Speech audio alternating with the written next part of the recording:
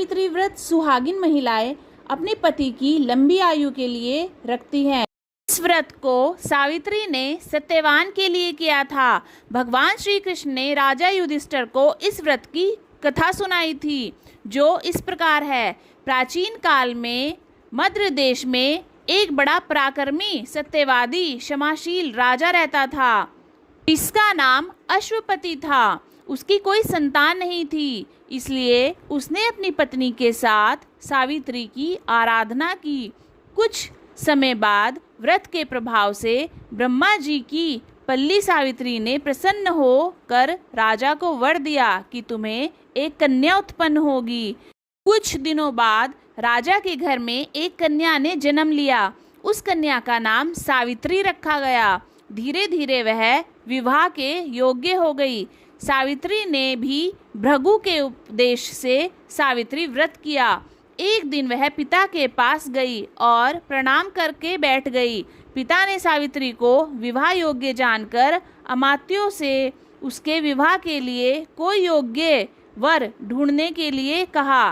पिता अश्वपति ने सावित्री से कहा, पुत्री, तुम वृद्धजनों तथा आम्योतिक के साथ जाकर अपने लिए कोई सुयोग्य वर देख लो। सावित्री भी पिता की आज्ञा से राज ऋषियों के आश्रमों, सभी तीर्थों और तपोवनों में घूमती हुई तथा वृद्ध ऋषियों का अभिनंदन करती हुई वह मंत्रियों सहित पुनः अपने पिता के पास लौट आई। सावित्री ने देखा कि राजसभा में देव ऋषि नारद जी बैठे हुए हैं। सावित्री ने देव ऋषि नारद जी को प्रणाम किया, अपना वृतांत सुनाया। इस प्रकार उन्होंने बताया, महाराज, शाल्व देश में घुमतसेन नाम के एक धर्मात्मा राजा हैं। उनके सत्यवान नामक एक पुत्र है। मैंने उसको वर के रूप में चुन लिया है। सावित्री की बात सुनकर देव ऋषि नारद जी कहने लगे, राजन, इसने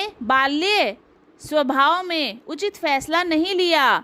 घुमतसेन का पुत्र सभी गुणों से संपन्न है, लेकिन उसमें एक बड़ा भारी दोष है कि आज के ही दिन ठीक 1 साल बाद उसकी मृत्यु हो जाएगी। देव ऋषि नारद जी की वाणी सुनकर राजा ने सावित्री से किसी अन्य वर को ढूंढने के लिए कहा। सावित्री बोली कि राजाओं की आज्ञा एक बार ही होती है, पंडित जन एक ही बार बोलते हैं, कन्या भी एक ही बार दी जाती है। ये तीनों बातें बार बार नहीं होती। सत्यवान दीर्घायु हो अथवा अल्पायु, निर्गुण हो या गुणवान, मैंने तो उसका वर्ण कर ही लिया है। अब मैं दूसरे को अपना पति कभी